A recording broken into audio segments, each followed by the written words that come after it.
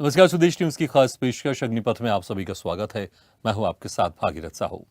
महाराष्ट्र विधानसभा चुनाव को लेकर माना जा रहा है कि जम्मू कश्मीर और हरियाणा विधानसभा चुनाव के नतीजों के बाद इन चुनावों का ऐलान किया जा सकता है। ऐसे में विपक्षी गठबंधन एमवीए और सत्ता पक्ष महायुति के बीच सीट बंटवारे को लेकर चर्चा हो रही है। महाराष्ट्र में इसी साल विधानसभा के चुनाव होने हैं। ऐसे में विधानसभा चुनाव की तैयारियों की समीक्षा के लिए बीते सप्ताह महाराष्ट्र के 2 दिवसीय दौरे पर पहुंची चुनाव आयोग की टीम ने अपना दौरा पूरा कर लिया है। चुनाव आयोग ने बताया कि महाराष्ट्र में 26 नवंबर से पहले चुनाव कराना होगा, क्योंकि नवंबर में महाराष्ट्र विधानसभा का कार्यकाल खत्म हो रहा है। इस बीच सभी पार्टियां रणनीति बनाने में जुट गई हैं। खबर सामने यह भी आई है कि एनडीए जल्द ही सीट बंटवारे का ऐलान कर सकती है। बता दें कि सीट बंटवारे को लेकर महायुति की कई दौर की बातचीत भी हो गई है। गठबंधन में कौन सी पार्टी कितने सीटों पर चुनाव लड़ेगी, इसकी घोषणा जल्द होगी। एनडीए की महायुति गठबंधन सरकार में बीजेपी, शिवसेना, शिंदे गुट और एनसीपी अजित पवार गुट के बीच कौन सी पार्टी कितनी सीटों पर चुनाव लड़ेगी, इसको लेकर लगभग सहमति बन गई है। बीजेपी के सबसे ज्यादा सीटों पर चुनाव लड़ने की संभावना है। वहीं शिवसेना शिंदे गुट को एनसीपी अजित पवार के गुट के मुकाबले ज्यादा सीटें मिल सकती हैं। अमित शाह भी कह चुके हैं इस बार महाराष्ट्र में बीजेपी अकेले दम पर सरकार बनाएगी। उधर महाविकास अघाड़ी एमवीए में शामिल पार्टियों में लंबी बैठकों का दौर जारी है, जिसमें सीट शेयरिंग को लेकर चर्चा की जा रही है। जिसके बाद गठबंधन के नेताओं ने कहा कि वह महाराष्ट्र में सीटों को अंतिम रूप देने की दिशा में काम कर रहे हैं। बैठक में एनसीपी शरद चंद्र पवार पार्टी के प्रदेश अध्यक्ष जयंत पाटिल, उद्धव ठाकरे की शिवसेना के प्रवक्ता संजय राउत, सांसद अनिल देसाई, कांग्रेस के प्रदेश अध्यक्ष नाना पटोले शामिल हैं। अब सीट बंटवारे पर चल रही बातचीत के बीच कांग्रेस ने घोषणा की है वो महाराष्ट्र की सभी सीटों के लिए संभावित उम्मीदवारों का इंटरव्यू करेगी। उधर ओबीसी की पार्टी एआईएमआईएम एमवीए में शामिल होना चाहती है, जिसको लेकर कांग्रेस एनसीपी चुप है, तो वहीं उद्धव गुट ने ओबीसी के प्रस्ताव को ठुकरा दिया है। तो जिस तरह से 26 नवंबर से पहले चुनाव आयोग को महाराष्ट्र में चुनाव करवाने हैं, ऐसा माना जा रहा है कि जैसे ही हरियाणा और जम्मू कश्मीर के रिजल्ट आ जाएंगे, उसके बाद बहुत जल्द महाराष्ट्र में चुनाव तारीखों का भी ऐलान कर दिया जाएगा। लेकिन उसके पहले ही सभी पार्टियों की तरफ से अब खींचतान शुरू हो गई है। प्रचार प्रसार एक तरह से शुरू हो ही गया है, लेकिन अब सीट शेयरिंग को लेकर भी यहां पर अब चर्चा पुरजोर तरीके से शुरू हो गई है, क्योंकि जिस तरह से महायुति में गठबंधन को लेकर यहां पर चर्चा हो गई है, बाकी कांग्रेस और उसके सहयोगी दलों को लेकर भी आप बातचीत यहां पर आगे बढ़ रही। चलिए इसी खास मुद्दे पर हम चर्चा शुरू करते हैं। जो मेहमान हमारे साथ मौजूद है, मैं उनका आप लोगों से तारुफ कराता हूं। हमारे साथ हैं बीजेपी नेता एडवोकेट गणेश गोमचाले जी और कांग्रेस प्रवक्ता भारत सिंह जी। आप दोनों मेहमानों का बहुत बहुत स्वागत है हमारे इस खास चर्चा में। सबसे पहले गणेश जी, देखिए जिस तरह से अब बहुत जल्द तारीखों का ऐलान भी हो जाएगा और महायुति में ऐसा माना जा रहा है कि जो सीट शेयरिंग को लेकर सबसे ज्यादा सीट तो आप ही लेंगे, इसमें कोई शक नहीं है। लेकिन क्या बाकी जो शिवसेना की अगर बात कर लें, शिंदे गुट की, अजित पवार के एनसीपी की बात कर लें, जिस तरह से अभी बात सामने 155 से 160 सीटों पर बीजेपी लड़ेगी, 90 से 95 सीटों पर यहां पर शिवसेना लड़ेगी और अजित पवार की जो पार्टी है वो 35 से 40 सीटों पर, क्या यही फॉर्मूला रहने वाला है या फिर इसमें कुछ और फेरबदल देखने को मिलेगा? क्या बीजेपी यहां पर इतनी मजबूत स्थिति दिखा पाएगी, इतनी सारी सीटें लेने में कामयाब हो पाएगी? क्योंकि अमित शाह कह रहे हैं कि हम तो अकेले दम पर भी सरकार बना लेंगे महाराष्ट्र में। सिचुएशन है, परिस्थिति है महाराष्ट्र में भारतीय जनता पार्टी की, वो सबसे स्ट्रॉन्ग पोजीशन है। और अमित शाह जी गए दौरे में हमारे साथ संभाजीनगर में उन्होंने कार्यकर्ता मेळावा लिया, तो वहां पे अमित शाह जी ने जोर में सोचे कि महाराष्ट्र में अभी पूरी ताकत से भारतीय जनता पार्टी लीड करेगी, इसलिए कार्यकर्ता में उत्साह आएगा और ज्यादा से ज्यादा ये सोच रहे सभी जन कि भारतीय जनता पार्टी सबसे ज्यादा सीट लेके महाराष्ट्र में अपना चुनाव लड़ेगी। ठीक है, लेकिन क्या आप बना पाएंगे? आप शिंदे गुट की शिवसेना को और अजित पवार के एनसीपी को मना पाएंगे आप? यस, क्योंकि शिंदे गुट की शिवसेना हमारे साथ हिंदुत्व के मुद्दे पर आ गई है और अजित दादा पवार खुद भारतीय जनता पार्टी के मोदी के काम पे जो खुशी है, उनको जो मोदी जी का स्नेह है, उस वजह से भारतीय जनता पार्टी के साथ अजित दादा पवार हमारे साथ है। ठीक है भारत सिंह जी, देखिए जिस तरह से गणेश जी की बातों से लग रहा है कि ज्यादा मुश्किल नहीं है वहां पर सीट शेयरिंग, लेकिन आपके यहाँ पर इतना आसान नहीं है सीट शेयरिंग, क्योंकि यहाँ पर शिवसेना आपके साथ है, उद्धव गुट जो कि कभी एक जमाने में कांग्रेस का पुरजोर विरोध करते थे, शरद पवार का पुरजोर विरोध करते थे, अब वो आपके साथ हैं यहाँ पर। लेकिन क्या जितना आसानी से यहाँ पर गणेश जी बताने की सीट शेयरिंग हो जाएगी महायुति में, महाविकास आघाड़ी में भी क्या ये चीजें इतनी आसानी से हो पाएंगी सीट शेयरिंग? देखिए साहू जी, जिस तरह से गणेश भाई हिल रहे हैं उसी तरह से इनकी पार्टी हिल रही है इस समय, और आप कह रहे हैं कि बहुत आसान है। नहीं, मैं नहीं कह रहा हूं, गणेश जी कह रहे हैं जिस तरह से इतनी आसानी से कह रहे हैं, मेरा जितनी आसानी से वो कह रहे हैं उतनी आसानी से क्या आप भी क्या पाएंगे? हमारे यहाँ ऑल इज वेल, हमारे यहाँ जा रहे कोई हैं और हम झगड़ा शुरुआत नहीं में है। हैं। हमारा भारतीय कोई जनता भी नेता पार्टी- ये नहीं कहता है कि भरत सिंह जी, उनको देख के भारतीय मुझे जनता उल्टी आती पार्टी है, हमेशा प्रवास में रहती है। कोई नेता नहीं कहता है। चाहे वो एनसीपी शरद पवार जी के साथी हो, चाहे वो उद्धव जी के साथी हो, चाहे हमारे कांग्रेस पार्टी का कोई भी नेता हो, साथी हो, एक दूसरे के ऊपर कीचड़ नहीं उछालता है और ये नहीं कहता है कि मुझे उनको देख के, एनसीपी को देख के, अजित दादा पवार को देख के मुझे उल्टी आती है, घिन्न लगता है। क्या ये सब कुछ सही होता है क्या साहू जी? ये सही होता है? ये सही होने का मापदंड है? तो मुझे लगता है कि इनको मुबारक हो, ऐसे नेता मुबारक हो, ऐसी पार्टी मुबारक हो। लेकिन हमारे यहाँ सब कुछ सही है। हमारे यहाँ ना किसी के ऊपर कीचड़ उछाला जाता है, ना किसी को नीचे दबाया जाता है। हिम्मत है, हिम्मत है। आपने कहा ना कि अमित शाह जी महाराष्ट्र में आके कह के गए हम अपने दम पे सरकार बना देंगे। मैं कहता हूँ हिम्मत है अगर तो भाजपा अकेले लड़के दिखाए, उनको पता चल जाएगा। सबसे ज्यादा सीटें लोकसभा में कौन लड़ी थी? भाजपा लड़ी थी। कितनी सीटें आई उनकी? 9 सीटें आई। सबसे कम सीटों पे कौन लड़ा था? कांग्रेस पार्टी लड़ी थी। हम लोग 17 सीट पे लड़े और 17 में से कितना लाए?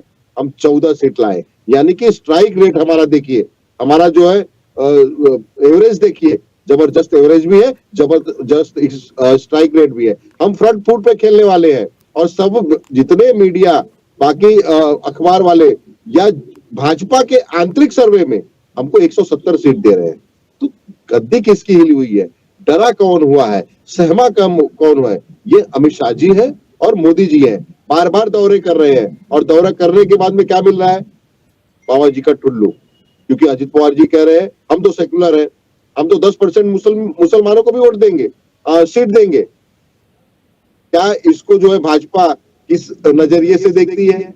क्योंकि भाजपा को मुस्लिम भरत सिंह जी, समाज, अगर आप सेक्युलर कम्युनिज्म की बात करेंगे तो फिर तो सत्ता पक्ष है, जनता ये भी कहेगी ना कि जिस शिवसेना को आप कोसते थे, जिस बाला साहब ठाकरे को आप कोसते थे, उद्धव ठाकरे को आप कोसते थे, अब वो उनके साथ आप सरकार बनाने का सपना देख रहे हैं, तो सवाल तो यहाँ पर ये भी उठेंगे ना भारत सिंह जी? नहीं, यस, आपने बहुत अच्छा जो है क्वेश्चन किया है, उसका जवाब भी सुन लीजिए। बाला साहब की अपनी विचारधारा थी और उद्धव जी की जो विचारधारा है वो उस तरह से नहीं है। वो सॉफ्ट कॉर्नर व्यक्ति है। गजब कर रहे हैं आप, गजब कर रहे हैं। देखिए बाला साहब ठाकरे की फोटो लाके उद्धव ठाकरे जी कहते हैं हम उनकी राजनीति को आगे बढ़ा रहे हैं, हम असली बाला साहब ठाकरे के हम उत्तराधिकारी हैं, और आप कह रहे हैं कि वो उनकी विचारधारा से बिल्कुल अलग है। क्या आप बाला साहब क्या आप उद्धव ठाकरे के सामने आप ये बात आप कह सकते हैं? आपकी पार्टी कोई बड़ा नेता ये कह सकता है कि बाला साहब ठाकरे के विचारों से सहमत नहीं है उद्धव ठाकरे? नहीं, मैं आपको जवाब देता हूँ। आपने कहा कि बाला साहब का फोटो उद्धव जी लगाते, क्यों नहीं लगाएंगे भाई? उनके पुत्र है। अरे चोरी के जो चोरी करके लगाता है, जो बाप भी चोरी कर लेता है, भाई भी चोरी कर लेता है, भतीजा भी चोरी कर लेता है, पड़ोसी भी को भी तो चोरी कर लेता है। ठीक है, आपकी सहयोगी पार्टी, आप उनसे कहलवा दीजिए, उद्धव ठाकरे साहब कहलवा दीजिए कि मैं बाला साहब ठाकरे के विचारों से सहमत नहीं हूं, उनके हिंदूवादी विचारों से मैं सहमत नहीं हूं, तो फिर आपकी बातें मैं मान लूंगा, क्योंकि मुझे लग रहा है आप अपने मन से कह रहे हैं। उद्धव ठाकरे से भाई ये बात बुलवा दीजिए आप। अच्छा ये बताइए, उनकी पार्टी अलग है, उनकी विचारधारा अलग है, उनकी सोच अलग है। हर पार्टी की सोच अपनी होती है ना साहू जी। आपकी सोच अलग हो सकती है, दूसरे एंकर की सोच अलग हो सकती है, दोनों एंकरों की सोच एक नहीं हो सकती है। व्यक्तिगत सोच की बात नहीं है भारत सिंह जी, यहाँ पर एक पार्टी की सोच है, और पार्टी की सोच ऐसे नहीं बदलती है, क्योंकि उद्धव ठाकरे तो यही कहते हैं कि हमारी पार्टी छीन ली गई है, हम ही असली शिवसेना के हैं, तो फिर उनके विचार कैसे बदल गए? अगर विचार बदल गए तो फिर मुझे लगता है इस तरह की बातें नहीं होनी चाहिए। मैं आपसे पूछता हूँ कहाँ गई भाजपा की विचारधारा जो अजित पवार को 70,000 करोड़ का जो है आरोपी बताती थी, 70,000 करोड़ का घोटाला कहती थी, घोटालेबाज कहती थी, और उसी अजित पवार के साथ लेके उनको उप मुख्यमंत्री बना के और आज सरकार चला नहीं, रहे हैं। यही तो कौन सी खेल है ना, विचारधारा की बात करते हैं? यही तो खेल है गणेश जी। देखिए, यही तो खेल है कि कि जो पार्टी एक दूसरे का विरोध करती रही है, अब उन्हीं के साथ यहाँ पर सरकार बनाने का सपना देख रही है। ठीक है भारत सिंह जी, आप उद्धव ठाकरे के साथ सरकार बनाने का सपना देख रहे हैं। गणेश जी, आप भी अजित पवार के साथ सरकार बनाने का यहाँ पर सपना देख रहे हैं। और जिस तरह से गणेश जी ने कहा, भारत जी ने कहा कि आप कोसते थे उनके भ्रष्टाचार को लेकर, लेकिन वही तो कह रहे हैं, इस बार महाराष्ट्र का चुनाव जो होने वाला है विधानसभा का, बहुत ही गड़बड़ झाला है। समझ में नहीं आएगा क्या हो क्या नहीं होगा, क्योंकि जो विरोधी रहे हैं वो इस बार साथ में साथ चुनाव लड़ रहे हैं। हालांकि इस बार थोड़ी झलक लोकसभा चुनाव में देखने को मिली है, लेकिन असली अग्नि परीक्षा तो इस बार विधानसभा चुनाव में होगी। गणेश जी, कैसे इन चीजों को मैनेज करेंगे आप? चलिए, सीट शेयरिंग हो भी जाएगी, लेकिन विचारों को कैसे आप लोग मैनेज करेंगे? क्योंकि मैनेज नहीं कर पाए, इसलिए लोकसभा चुनाव में आप लोग को नुकसान हुआ है। दो बात करना चाहता हूँ। नाम से भारत होने से भारत का प्रेम जागृत, भारत के प्रति प्रेम नहीं जागृत होता। अब पार्टी कांग्रेस होने से भारत के आगे बोलने का अधिकार नहीं है। अभी इन्होंने दो मुद्दे पर बात की है। शिवसेना ने, उद्धव ठाकरे की शिवसेना ने हिंदुत्ववाद छोड़ दिया, ये इनको मान्य करना पड़ेगा। और एकनाथ शिंदे जी वही हिंदुत्ववाद पकड़ा, इसलिए भारतीय जनता पार्टी के साथ वो युति में आ गए। अभी इन्होंने ये भारतीय जनता पार्टी, तब भरत जी आपका बात पूरा हो गया, मेरे को पूर्ण कर दीजिए। और आप राष्ट्रवादी के प्रति बोल रहे हैं, वो खुद अपने विधायक लेके भारतीय जनता पार्टी के साथ में आ गए और उन्हें सत्ता बनाने के लिए, मोदी जी के विचारों पर चलने के लिए अभी लाया गया पवार साहब साथ में आ गए। ईमानदारी से, और अभी ईमानदारी एकनाथ से। शिंदे के बाद वो अभी जो correct है। पार्टी चुरा के 70,000 चुरा करोड़ के जो बात कर रहे हैं, गणेश भाई 70,000 शिंदे करोड़ जी ने, याद है आपको? एकनाथ शिंदे जी ने माननीय बाला साहेब ठाकरे जी के विचारों पर चलने के लिए भारतीय 70,000 जनता करोड़ पार्टी याद के है साथ आपको? में युति बनाई। क्या अभी भाई और उद्धव बहनों, ठाकरे जी, 70,000 करोड़ याद है आपको? सुनिए भारत जी सुनिए, क्या अभी उद्धव ठाकरे हिंदुत्ववाद की शिवसेना चला रहे हैं? क्या आपके साथ अलग मैं भी तो यही अलग पूछ कपड़ा रहा हूँ, पहने क्या हुए हैं? 70,000 करोड़ का क्या आरोपी, अभी 70,000 भारतीय करोड़ का जनता पार्टी घोटालेबाज सिर्फ हिंदुत्व के मुद्दे आपके पर साथ सरकार बना शिवसेना के को चल साथ रहा है? में क्या लिया? यही आप दिखाना चाहते हैं हमने महाराष्ट्र की जनता को? किसी के पिताजी को नहीं चुराया, हमने उनके विचारों पर समर्थन करके पार्टी को साथ में लिया है। 70,000 करोड़ का क्या जो आरोपी है, अभी जो आप शिवसेना के- बताते थे, मंच से भरत जी, बताते थे, सुनिए बात। देश के आप प्रधानमंत्री जब बात कहते कर रहे थे, मैं थे, बीच वो में बात सही हो नहीं किया। गया। भरत जी, आप बात कर रहे थे तब बीच में मैं बात नहीं किया था। मैं सीधे बात बता रहा हूँ, क्या हिंदुत्ववाद पे अभी कर दिया गया। अभी उद्धव जी ठाकरे हिंदुत्ववादी की शिवसेना चला रहे हैं क्या? इस बात पे आपका क्या कहना है? और माननीय एकनाथ जी शिंदे, हम तो कहते हैं ना भाई, कांग्रेस आदरणीय पार्टी बाला अपना साहेब जानती ठाकरे है, जी के सहयोगी माननीय की अपनी विचारधारा हो एकनाथ सकती जी है। शिंदे, क्या आदरणीय आप बाला मुझे साहेब बताइए, ठाकरे के विचारों अजित पर पवार शिवसेना जी ने हमारे साथ में है। 10% और अजित मुस्लिम पवार समाज को टिकट अजित देने की पवार बात जी के- कही है। आप कितना परसेंट देंगे मुस्लिम समाज को बताइए? आपकी पार्टी कितना देगी मुस्लिम समाज को बताइए? जो भारत के आप देंगे साथ है, क्या? गणेश जी, देखिए सवाल तो यह है, क्योंकि आप लोग मुस्लिम आरक्षण का विरोध करते हैं दूसरे राज्यों में, लेकिन यहां पर जो आपके सहयोगी अजित पवार, वो तो कह रहे हैं कि हम देंगे सीटें, तो फिर कैसे आप इसको मैनेज करेंगे? शाहू जी, मैं आपको एक बात क्लियर करना चाहता हूँ। एनसीपी मुस्लिम के साथ है या किसी के साथ है, इसलिए हमारे साथ नहीं। एनसीपी अपने दम पर साथ में हमारे आए। शिवसेना हिंदुत्व के मुद्दे पर हमारे साथ आई, भारतीय जनता पार्टी के साथ में, और एनसीपी उनके विचारों के साथ आई, इसलिए उन्होंने मुस्लिम आरक्षण देने का, मुस्लिम टिकट देने का, वो उनका अधिकार, निजी मामला नहीं, है। लेकिन साथ तो आपने लिया है ना गणेश जी, साथ तो आप ले रहे हैं ना। अगर साथ आप ले रहे हैं तो क्या उनके विचारों को भी आपने सहमत थे यहाँ पर? क्योंकि दूसरे राज्यों में तो आप इसका पुरजोर विरोध करते हैं। आप कांग्रेस को कहते हैं आप कि एसटी एससी ओबीसी का आरक्षण देकर एक विशेष धर्म को दिया जा रहा है। यहाँ तो आपकी सहयोगी पार्टी यहाँ पर देने की बात कर रहे हैं, तो जनता को आप कैसे आप मैनेज करेंगे? वही तो मैं कह रहा हूँ। साहू जी, मैं वो बोल रहा हूँ, भारत का जो मुस्लिम भारत के प्रति आदर रखता है, जो मुस्लिम हर जातिभेद नहीं करता, वो मुस्लिम माननीय अजित पवार जी के साथ है, इसलिए उनका जो निर्णय रहेगा। बात ये है ही नहीं, बात ये नहीं कि आप जो मुस्लिम को कैटेगरी में बांट रहे, बात ये नहीं, बात तो सीट देने की बात हो रही है यहाँ पर, बात तो टिकट देने की यहाँ पर बात हो रही है। क्योंकि बात जिस तरह से आप लोग मुस्लिम तुष्टीकरण की बात करते रहते हैं, आपकी सहयोगी पार्टी यहाँ पर मुस्लिम तुष्टीकरण की बात कर रहे हैं, लेकिन भारत सिंह जी, मुझे लगता है आप भी मत मुस्कुराइए, क्योंकि आप लोग जिस हिंदूवादी विचारधारा का घोर विरोध करते रहे, अब आप उद्धव ठाकरे के साथ मिलकर आप सरकार बनाने की बात करें, फिर आप अपने ही मन से कह रहे हैं कि उन्होंने वो विचार त्याग दिया है जो बाला साहब ठाकरे के थे। ये तो मुझे लगता है शायद ब्रेकिंग न्यूज है कि भारत सिंह जी उद्धव ठाकरे के जो हिंदूवादी विचार है, उद्धव ठाकरे कई बार कह चुके हैं, कई बार सभा में कह चुके हैं कि आज भी हम हिंदूवादी विचारधारा के साथ हैं हम, और आप अपने मन से अपनी बात करें। खैर ठीक है, इस पर बात होगी। लेकिन मुझे आप ये बताइए, ओवैसी वो आना चाहते हैं, क्या उनका आप लेंगे कि नहीं लेंगे? क्योंकि उद्धव ठाकरे तो विरोध कर रहे हैं कि नहीं हम नहीं चाहते कि वो महाविकास आघाड़ी में आए, लेकिन आपकी पार्टी, कांग्रेस की पार्टी और आपकी पार्टी और एनसीपी की पार्टी यहाँ पर चुप है, शरद पवार की पार्टी। तो क्या ओवैसी आ रहे हैं तो स्वागत करेंगे या फिर उसको दूर से ही आप लोग प्रणाम करेंगे? देखिए, ये विषय हाईकमान का है, ये विषय मेरा नहीं है, और ये दूर की कौड़ी है, ये बहुत दूर की कौड़ी है। इस विषय पे हाईकमान दूर की कौड़ी हो सकती है, लेकिन 26 नवंबर बहुत पास है, उसके पहले चुनाव संपन्न हो जाने, ज्यादा समय नहीं है। देखिए, जब होगा तब आप मुझसे सवाल करिएगा तो मैं इसका जवाब दूंगा। अभी तो बहुत दूर की कौड़ी है, मैं इतना ही कहूंगा। इसलिए मैं तो कह रहा हूं, क्या स्वागत करेंगे कि नहीं करेंगे? अच्छा ठीक है, चलिए, उनको आना चाहिए कि नहीं आना चाहिए, पार्टी की जो विचारधारा है, लेकिन वो तो उससे सहमत नहीं है ना। हमने कहा कि हमारा एक सर्कुलर पार्टी है, हम सभी जाति धर्मों को, सभी लोगों को मानते हैं। हम भाजपा नहीं बन सकते हैं, हम किसी एक समाज की और एक व्यक्ति की बात नहीं कर सकते हैं। हम हर समाज, हर व्यक्ति के साथ है। इनका सिर्फ नारा है सबका साथ, सबका विकास, सबका सहयोग।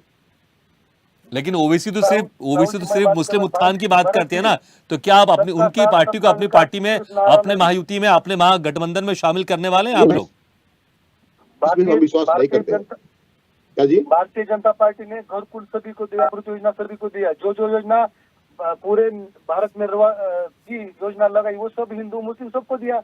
सबका साथ सबका विकास, जो भारत के साथ है, जो भारत के विचारों के साथ है, देखिए, जो मोदी जी को मानता है, जो देश को मानता है, उन सबके साथ है। जो है ये कौन सा घरकुल मुस्लिम अल्पसंख्यकों को नहीं दिया, मुसलमानों को, और कह रहे हैं कि मुसलमानों को भी दिए, वो हमने करके दिखाया अभी। लेकिन भारत सिंह जी, ओवैसी तो कहते हैं कि कांग्रेस मुस्लिम विरोधी पार्टी है।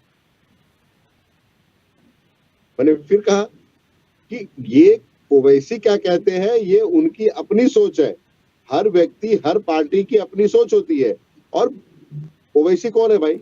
भाजपा की बी टीम है, वो भाजपा के इशारों पर गजब है भारत सिंह जी, भाजपा की बी टीम है, लेकिन शामिल वो आपके गठबंधन में होना चाहते हैं।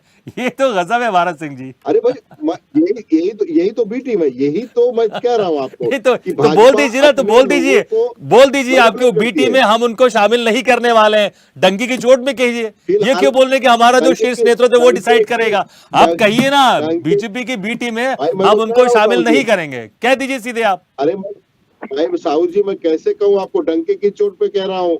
ये विषय जो है हाईकमान का, ये मेरा विषय वही तो मैं कह रहा हूँ। देखिए, आप दो बातें कर रहे हैं। आप कह रहे हैं ओवैसी की पार्टी भाजपा की बी टीम है, लेकिन जब पार्टी शामिल होना चाहती है आप लोग के महाविकास आघाड़ी में, आप कहते हैं शीर्ष नेतृत्व डिसाइड करेगा। तो दोनों में से कोई एक चीज तो रखिए आप। अगर बी टीम है तो क्या उनकी बी टीम को आप शामिल करेंगे? आप मैं उसका उदाहरण दे दूं। हाँ, कि जब देखिए, मैं बता रहा हूँ कि ओवैसी जी, नरेंद्र मोदी जी देश के प्रधानमंत्री हैं। आप मानते हैं कि नहीं मानते? मानना क्या, वो तो सत्य है, उसमें मानने वाली बात क्या, वो तो सत्य है। वो तो लेकिन कुछ भी हो सकता है। इस समय देश में भाजपा कुछ भी बता सकती है, कर सकती है। मैं ये कह रहा हूँ कि ओवैसी जो है, जिस तरह से खुल के भाजपा के नेताओं को बोलते हैं, या कुछ, मैं एक तरह से बोलूं तो बेइज्जत करते हैं भाजपा के नेताओं को। अभी तक उनके ऊपर ना दुनिया भर का केस हो जाता था। जिस तरह से अजित पवार को डरा के केस कर दिया ईडी। भारत सिंह जी, आपकी सब बातें चलिए मैं मान रहा हूँ, मैं तो बस वो कह रहा हूँ, इसलिए साफ कह दीजिए आप ना, समय नहीं है, नहीं समय नहीं है, साफ कह दीजिए कि नहीं, उनकी पार्टी को हम शामिल नहीं करने वाले के प्रति इतनी भाजपा को क्यों नहीं है? क्यों आज तक एक भी FIR भाजपा ने उनके खिलाफ क्यों नहीं कराया? इससे ये साबित होता है कि वो जो है बी टीम है भाजपा की। ये भी एक रणनीति हो सकती है कि आप ओवैसी जी जाइए, और मैं साहू जी को कहूंगा कि भरत सिंह से सवाल करें कि आप लेंगे कि नहीं लेंगे। फिर मैं कह रहा हूं, ये हाईकमान का विषय है। और दूसरी बात, अभी ये दूर की कौड़ी है, पहले नजदीक की कौड़ी। तो ये पूछिए इस गणेश जी से कि आखिर 70,000 करोड़ के व्यक्ति के साथ कैसे आप बैठे। दूसरा ये भी सवाल पूछिएगा कि शिवसेना के मंत्री ये कहते हैं कि इनके साथ बैठने में घिन आती है, उल्टियां होती है। क्या ये इनका गठबंधन है? क्या इनके ये गठबंधन के ठीक है, साथ लेकिन बहुत ये सारे कौन बयान सा है, बाला गठबंधन? साहब ठाकरे भी कह चुके हैं कई बार कि कांग्रेस के बारे में जिस तरह से उनके विचार रहे हैं वो सबको पता है। अब उद्धव ठाकरे भी कहते हैं कि हम अरे उसी भाई, विचारधारा के साथ अभी- आगे बढ़ रहे अभी तो ये हैं और आप साथी उसी है। पार्टी के हम साथ तो आप साथ सरकार में बनाने नहीं का थे। सपना देख रहे हैं। तो हम सवाल तो दोनों साथ तरफ में से, नहीं थे लेकिन जो साथी। ओवैसी वाली बात जो मैंने कही आपसे, मैंने वही कह रहा हूं। आप कह रहे हैं कि बीजेपी की बी टीम है, लेकिन आप कहते हैं कि पार्टी में शामिल करना हमारे गठबंधन में शीर्ष नेतृत्व डिसाइड करेगा। तो मुझे लगता है जनता भी अगर ये सुनेगी आपकी बात, शायद वो भी मुस्कुरा रही होगी। लेकिन गणेश जी देखिए, बी टीम है आपकी, जिस तरह से कह रहे हैं भरत सिंह जी, आप लोग केस नहीं करते हैं। उनकी पार्टी की तरफ से जो भी आरोप लगाए जाते हैं, तमाम तरह के घेरा जाता है आप लोग को, तमाम तरह की बातें कही जाती है, लेकिन आप लोग केस नहीं करते क्योंकि लगता है शायद यही सूट करता है बीजेपी को। और होने वाले महाराष्ट्र चुनाव में शायद जितना ओबीसी उग्र होंगे उतना आप लोग को फायदा होगा। संक्षेप में, समय कम है। ओवैसी के उग्रवाद से, ओवैसी के हिंदुत्ववाद विरोध से हमें किसी के फायदा लेने की अब जरूरत नहीं साहू जी। अब हम सबके साथ सबका विकास करके हम विकास की रणनीति कर रहे हैं। कौन क्या बोल रहा है, किसका क्या चल रहा है, भारतीय जनता पार्टी अब इसका विचार नहीं कर रहा। ओबीसी बीजेपी को गालियां दे रहे हैं तो भी बीजेपी को फायदा हो रहा है, इनका ऐसा कहीं ठीक है, ठीक है, तो ठीक आप है, ये चलिए, क्यों- मुझे लगता है कि ये क्यों ले सारे रहे हैं? मुद्दे हैं, लेकिन इंपॉर्टेंट ये होगा, देखना होगा किसको कितनी सीटें यहां पर मिलेंगी।